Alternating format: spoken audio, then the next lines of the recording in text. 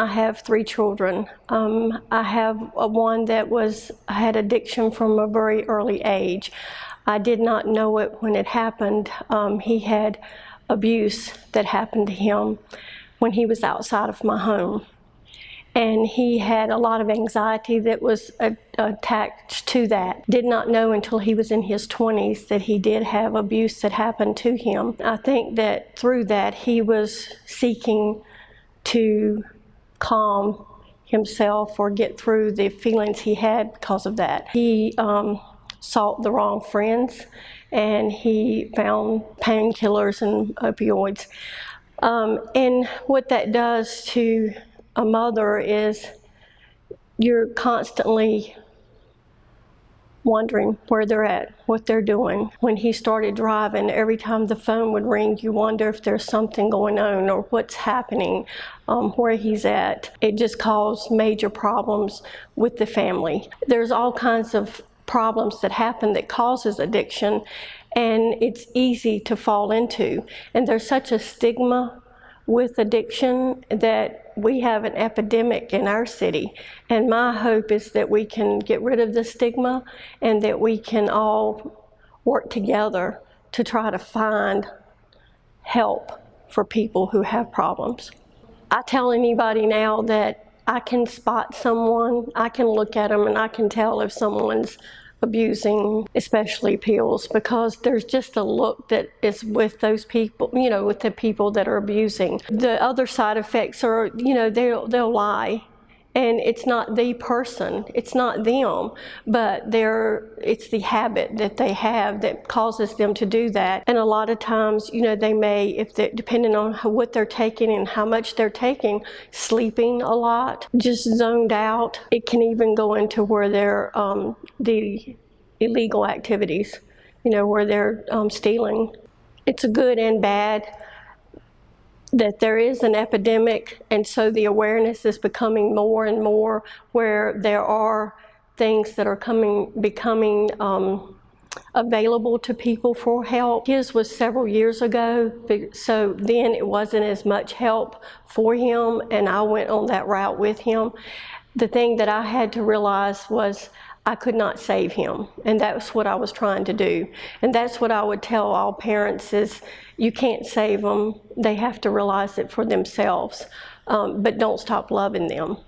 It's not the person, it's not them, it's the addiction that has taken over. But try to get them help, but you can't save them yourself. I've always battled guilt with it. It's something that I think just goes with the territory a lot, and especially I think a mother more so than anybody else. You look at it and think, what did I do wrong?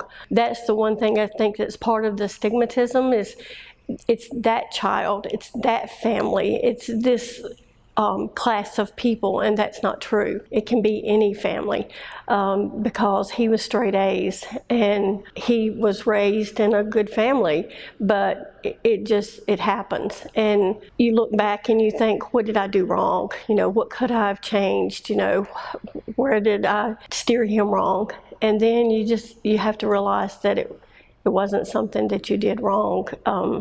It just happens, and you just have to move forward from there. You try to learn from it, and I think that he's learned a lot from it, and he's paid for it, and he has a plan, and so I'm thankful for it now.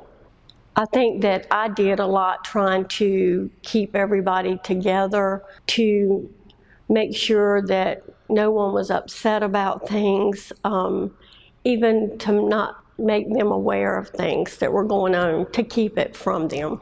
You can't go back and do things over. If I did, I would have let him taken the consequences then. And that's what I would tell parents, if they had young kids and something happens, let them go ahead and suffer the consequences early and learn from it instead of trying to save them. I would say stay involved in your children's lives, which I was, but I would listen, I would pay attention, I would really stay close to who their friends are.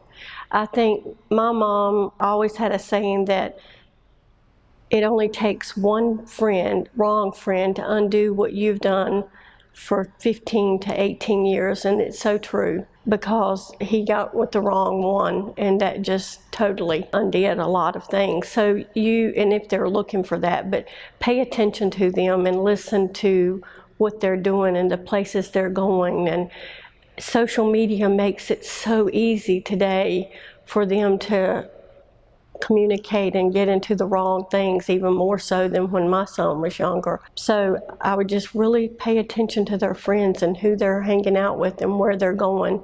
And it may seem hard to them now, but they'll thank you for it one day.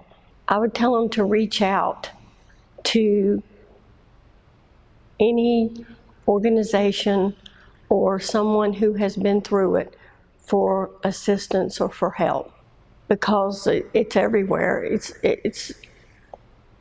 everywhere in our city, and I know through what he went through that it's everywhere. The parents need to, even of older adult children, need to get involved and try to make a way for them to find help.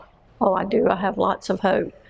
He's changed so much. He works out every day. He reads, and he's concentrating on building himself. And he did smoke cigarettes too, and he doesn't even do that now. And I tell him, look at how much your body has rebuilt itself now, and what you're building for the future. So yeah, he has a good future in front of him.